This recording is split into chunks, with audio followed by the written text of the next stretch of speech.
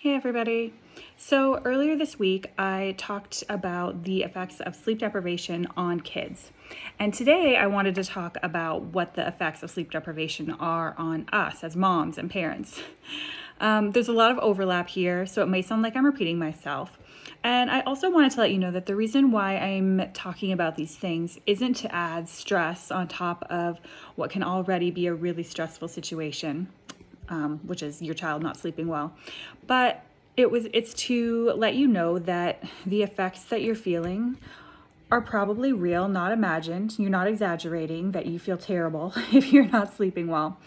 And I also want to let you know that it's worth the effort to get your child to sleep consistently well.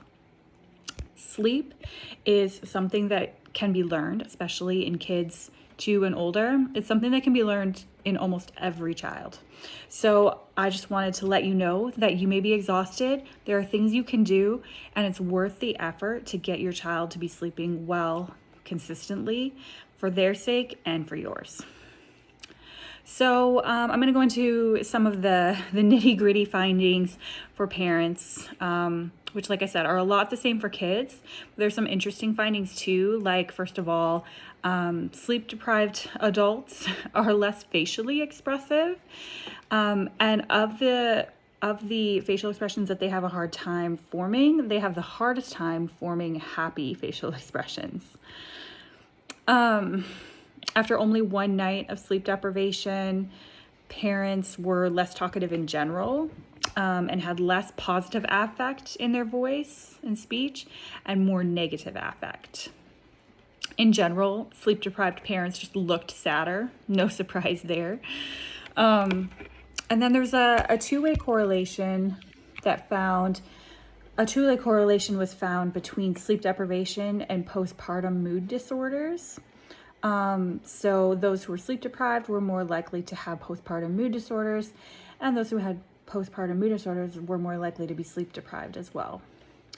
If we're talking about the safety of sleep and necessary amounts of sleep for parents, one study found that drivers who slept less than the recommended 7 to 9 hours per night had very elevated crash risks.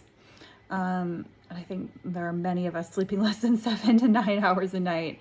And then people who slept 4 or less hours posed the same crash risk as someone who had a blood alcohol level 1.5 times the legal limit. This is probably a no-brainer, but parents who were sleep deprived had a much higher rate of depression, anxiety, and their ability to have good emotional regulation was affected. So what they're talking about here is, generally your ability to deal with frustration and things like that come your way. So a great example might be basically anything that your toddler does, especially as the day goes on. Your ability to cope with that and respond in the calm manner that you would like to can be very affected. There are physical effects, of course, of sleep deprivation, probably not limited to, but including higher blood pressure, a suppressed immune system. Being sleep deprived affects hunger responses, which is probably no surprise to you. It's no surprise to me either. So when you're sleep deprived, your body thinks that it needs more nutrient dense foods, and so you're much more likely to choose higher fat foods, higher sugar foods, even though you don't actually probably need them, and that of course can lead to weight gain and obesity. During pregnancy, which is something that was interesting to me as I was reviewing the research on this, during pregnancy, being sleep deprived can result in longer labor, higher ratings of pain and discomfort during labor, higher C-section rates, and more incidences of preterm labor. So the effects are definitely not limited to the things that I talked about today, but these are some of the major findings with sleep deprivation in parents, and I just wanted everyone to be aware of them, because I think we're all trying to be the best parents that we can be, and the best people that we can be, and the best employees that we can be, and sleep is an important component of that, and something that we do have more control over than we think. If you are sleep deprived and are looking to not be sleep deprived anymore, learning how to make your little one a better sleeper now that they're old enough to definitely learn those skills, I wanted to let you know about something that I am only offering right now to the members of my Facebook group and page and people who are on my email list. And that is that I'm planning to offer a online course on the how-to of teaching kids 2 and older how to sleep well in 8 weeks or less. So a little background: when my son was born, he was a terrible sleeper and I looked for everything that I could to help him learn how to sleep, to help me understand how to teach him how to sleep, because although I knew how to help older kids, I wasn't familiar with babies. And luckily I stumbled upon taking care of babies. And the reason why it was such a godsend for us is because we were way too tired to read a book at that time. We didn't have time to be reading pages and pages.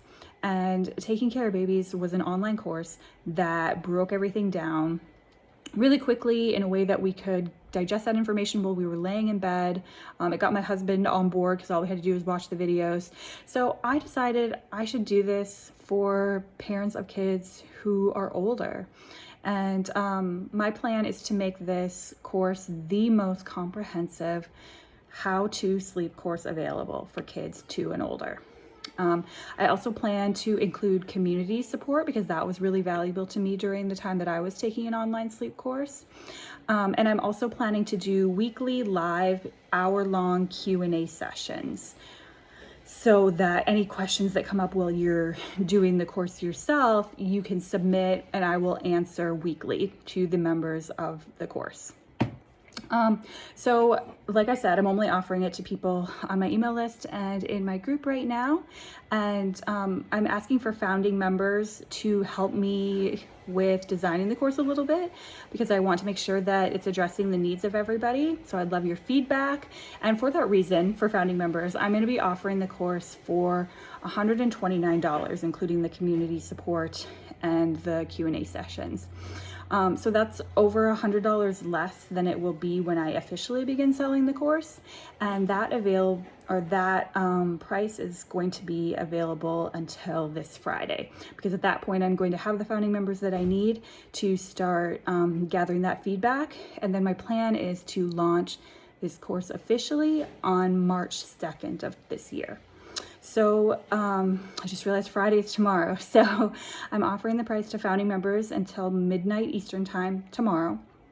And then after that, I will start a wait list for anyone who's interested in taking the course after that. But founding members, $129 until the end of the day tomorrow.